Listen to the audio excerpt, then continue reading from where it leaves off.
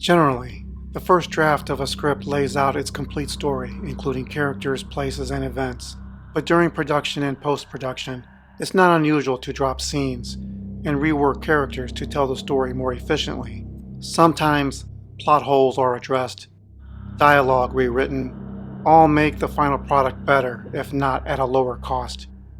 The advantage of reading the script is getting inside information and backstory about the world and its characters. It's a look into alternate takes or deleted scenes that may have never been filmed. In this video, we take a look at 5 characters mentioned in the script but had their roles greatly reduced in the final cut. To make the list, the characters needed to be seen, heard speaking dialogue, or mentioned. Angel Heart was released in 1987, written and directed by Alan Parker, and based on the novel Falling Angel by William Hjortsberg. Number 5, Cyphre. We kick off with a character with a single line of dialogue, and likely the easiest to forget. His name is Cyphre, a newspaper man and one of Harry's contacts when Angel needs a history lesson in New York City. The working draft of the script gave Cyphre the first spoken line. He's there to tell Harry his phone's been ringing off the hook, tells him about the body in the nearby alley, and look out for communists. Later in the script, Cyphre makes follow-up appearances, telling Harry about the history of Pastor John and how he made money buying a hotel, all in cash. What's most interesting, it was Cyphre who told Angel that Cyphre was waiting for him in an Italian coffee shop. But in the film, he's not seen and only heard off camera. While we could argue there was not a newspaper stand to be seen, the first line of dialogue does come from a man calling out to Harry as the sounds of a phone ring bleeds in. This is the only reference to Cyphre that stuck. After the dead body of a woman in the alley has already been established, Cyphre isn't needed later. His backstory about Pastor John and the Kingdom Mission is buried, and Harry finds his way to Cyphre in the Italian cafe without him.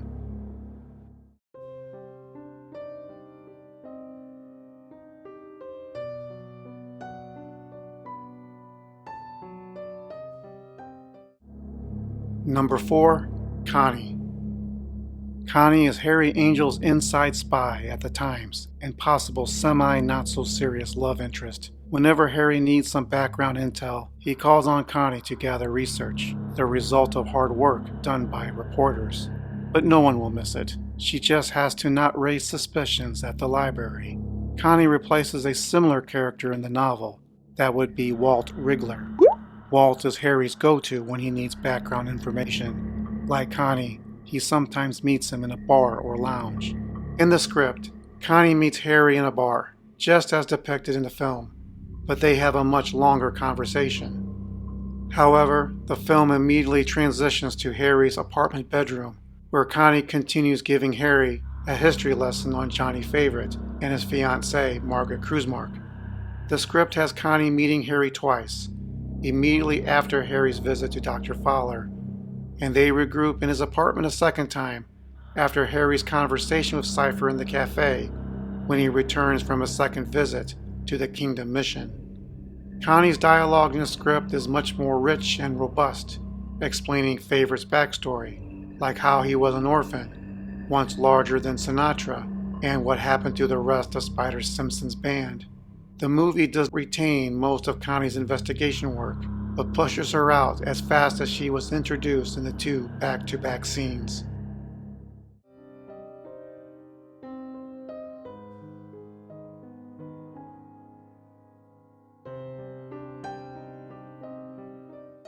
Number 3, The Arcade Man. From Coney Island, after Angel steps out of his car, were fully written scenes describing the sideshow motifs and themes experienced there. After the shot underneath the boardwalk with its gnawing rats, it cuts away to an interior shot of a woman dead, lying on bedsheets splattered with blood. A fat man stares at her from above, with his pale gray eyes filled with fear and frozen in time. The next scene would have revealed Harry Angel had walked into a wax museum, with many figures in violent poses, including the wax figure of Fatty Arbuckle over the figure of Virginia Rappe. Harry asks the arcade man where he can find Madame Zora's pitch, the arcade man sends him to Izzy. In the novel, Angel visits Coney Island, meets Danny Dreenan, working in a wax museum through an arcade. Dreenan can't help Angel and sends him up the boardwalk. In the film, the arcade man's role is reduced to an unseen middleman, and the fun experience of an amusement park is boiled down to a man getting sun in the middle of January and his wife waiting in the ocean, hoping not to be swept away.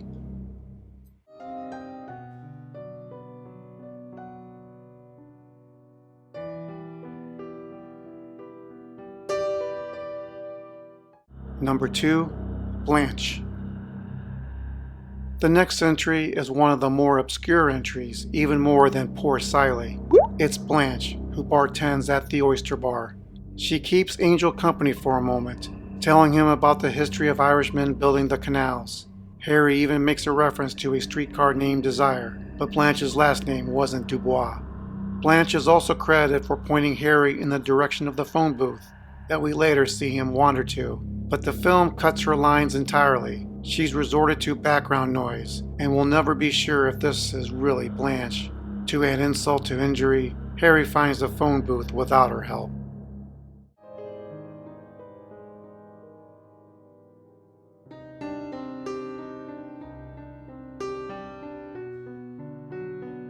Before we get to our last character made less important in the film, like, share, or subscribe if you enjoy this video and want to see more content like this one. Number 1, Spider Simpson.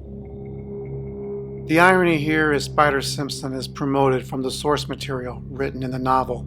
There, Spider Simpson is not retired, but speaks to Angel over the phone from Los Angeles.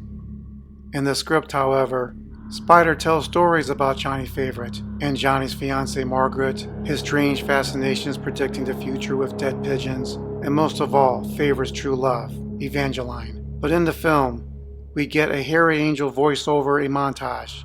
While most of the information in the script is told to the audience, it's made through Harry as an abbreviated flashback. The great Spider Simpson doesn't get to make his last vocal appearance.